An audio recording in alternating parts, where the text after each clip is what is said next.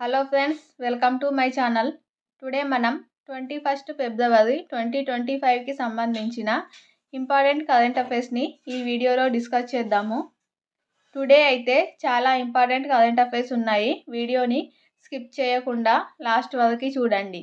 అలాగే మా ఛానల్ని కనుక ఫస్ట్ టైం చూస్తున్న వాళ్ళైతే వీడియోని లైక్ చేసి ఛానల్ని సబ్స్క్రైబ్ చేసుకోండి.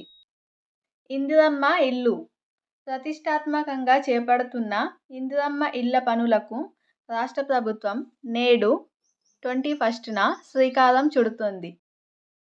మొదటి దశ కింద చేపట్టే పనులను ముఖ్యమంత్రి రేవంత్ రెడ్డి నారాయణపేట జిల్లా అప్పక్పల్లిలో ప్రారంభిస్తారు.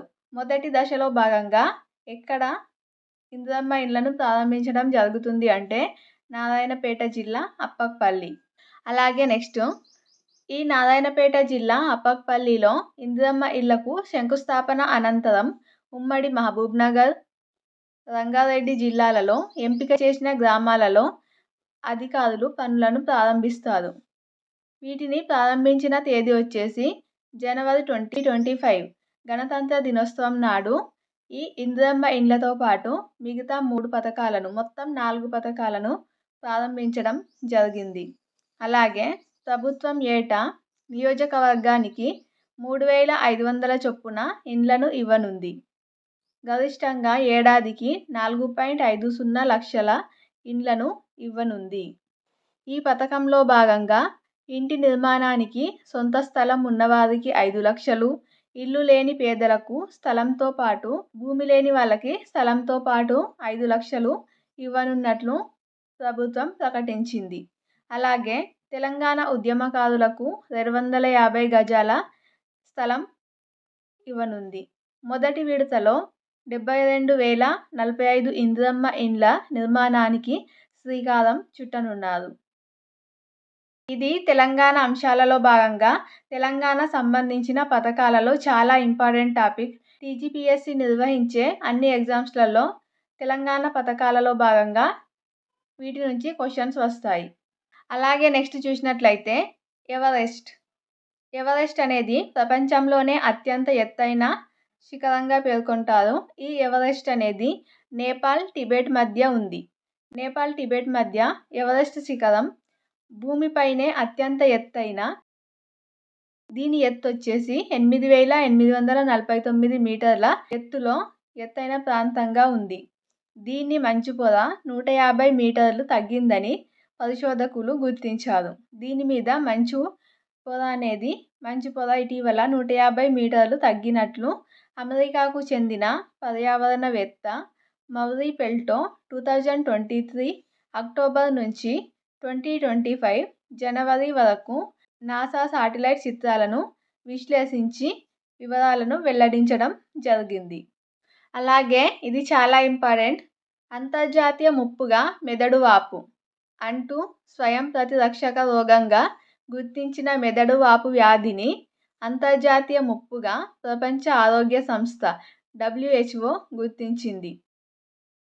దీంతో ఇది తక్షణ ప్రజారోగ్య ప్రాధాన్యంగా మారింది. WHO, ఎన్సెఫలైటిస్ ఇంటర్నేషనల్ ఈ వ్యాధిపై క్లిష్ట సాంకేతిక సమాచారం అందించడం ప్రారంభించాయి.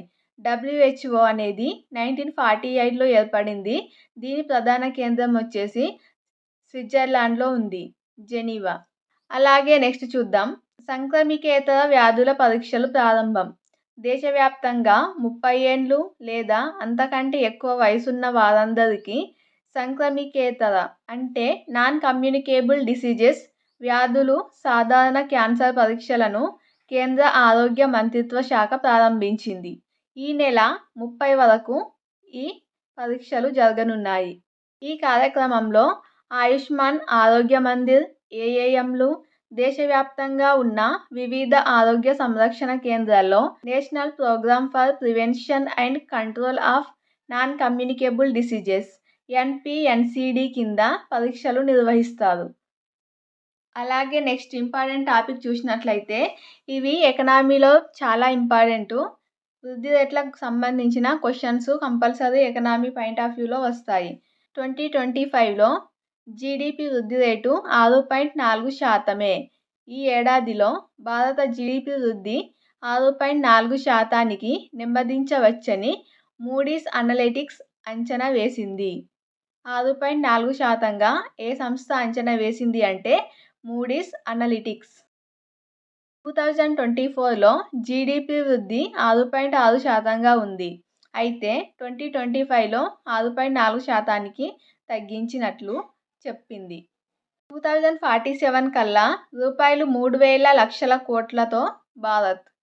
అమెరికన్ మేనేజ్మెంట్ కన్సల్టింగ్ సంస్థ Bain and company, Nasscom, national association of software services నివేదికను వెల్లడించాయి.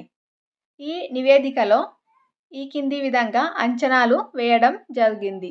స్వతంత్రం సిద్ధించి 100 సంవత్సరాలు 2047కి 100 సంవత్సరాలు అవుతుంది కాబట్టి 100 సంవత్సరాలు అయ్యే నాటికల్లా అభివృద్ధి చెందిన వికసిత్ భారత్ దేశంగా అవతరించాలన్నది మన ప్రభుత్వ లక్ష్యం.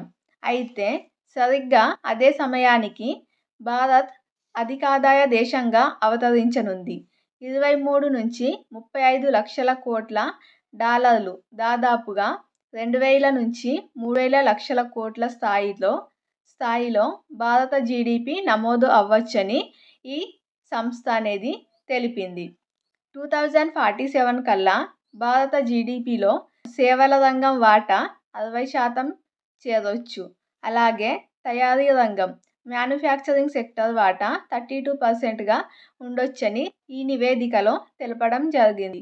రాబోయే కొద్ది దశాబ్దాల్లోనే దాదాపుగా 20 కోట్ల మంది కార్మిక శక్తిలోకి రానున్నారు అని ఈ నివేదిక వెల్లడించింది. ఇటీవలే చూసాము ఢిల్లీ ఎన్నికలు. ఢిల్లీలో బీజేపీ విజయం సాధించింది. నిన్న 9వ ఢిల్లీ ముఖ్యమంత్రిగా రేఖా గుప్తా ప్రమాణ స్వీకారం చేయడం జరిగింది. దేశ రాజధాని ఢిల్లీలో రామ్లీలా మైదానంలో ఢిల్లీ 9వ ముఖ్యమంత్రిగా రేఖా గుప్తా ప్రమాణ స్వీకారం చేశారు. మంత్రులుగా 6గురితో లెఫ్టినెంట్ గవర్నర్ వీకే సక్సేనా ప్రమాణం చేయించారు. ఢిల్లీ కేంద్రపాలిత ప్రాంతం కాబట్టి అక్కడ లెఫ్టినెంట్ గవర్నర్ ఉంటారు. 26 ఏండ్ల తరువాత ఢిల్లీలో భాజపా ప్రభుత్వం కొలువుదీరింది. ఇప్పటి వరకు 3 మహిళా ముఖ్యమంత్రులు ఢిల్లీని పరిపాలించారు. ఒకటి సుష్మా స్వరాజ్, షీలా దీక్షిత్, అతిషి. ఈ ముగ్గురితో పాటు ఇప్పుడు 4వ సీఎంగా రేఖా గుప్తా పాలన పగ్గాలు చేపట్టడం జరిగింది. ప్రస్తుతం దేశంలో 2 మహిళలే ముఖ్యమంత్రులుగా ఉన్నారు. ఒకటి పశ్చిమ బెంగాల్ సీఎం మమతా బెనర్జీ, 2 ఢిల్లీ సీఎం రేఖా గుప్తా. అలాగే ఢిల్లీ స్పీకర్గా, శాసనసభ స్పీకర్గా బీజేపీ పార్టీ సీనియర్ నేత, రోహిణి నియోజకవర్గం నుంచి ఎమ్మెల్యేగా గెలుపొందిన వ్యక్తి విజేందర్ గుప్తాను భాజపా నిర్ణయించింది. ఢిల్లీకి సంబంధించి కొంత ఇన్ఫర్మేషన్ కనుక చూసినట్లయితే ఢిల్లీ అనేది అసెంబ్లీతో కూడిన ఒక కేంద్రపాలిత ప్రాంతం. ఇక్కడ మొత్తం 70 అసెంబ్లీ స్థానాలు ఉన్నాయి. ఇటీవల ఎన్నికలలో బీజేపీకి 48 స్థానాలు, ఆమ్ ఆద్మీ పార్టీకి 22 స్థానాలు వచ్చాయి. అలాగే కేంద్రపాలిత ప్రాంతమైన ఢిల్లీకి ముఖ్యమంత్రి అలాగే మంత్రిమండలి ఉంటుంది. ముఖ్యమంత్రిని అలాగే మంత్రిమండలిని రాష్ట్రపతి నియమిస్తాడు. మిగతా రాష్ట్రాలలో అయితే గవర్నర్ నియమిస్తారు. కానీ ఇది కేంద్రపాలిత ప్రాంతం కాబట్టి రాష్ట్రపతినే నియమిస్తాడు. మంత్రిమండలిల సంఖ్య విధానసభలోని మొత్తం సభ్యులలో 10%కి మించకూడదు. అంటే సీఎం ప్లస్ 6 మెంబర్స్ మంత్రులు ఉంటారు. సో 2025 ఫిబ్రవరి 5వ తేదీన ఢిల్లీలో శాసనసభ ఎన్నికలు జరిగాయి. 8న ఫలితాలు వెలువడడం జరిగింది.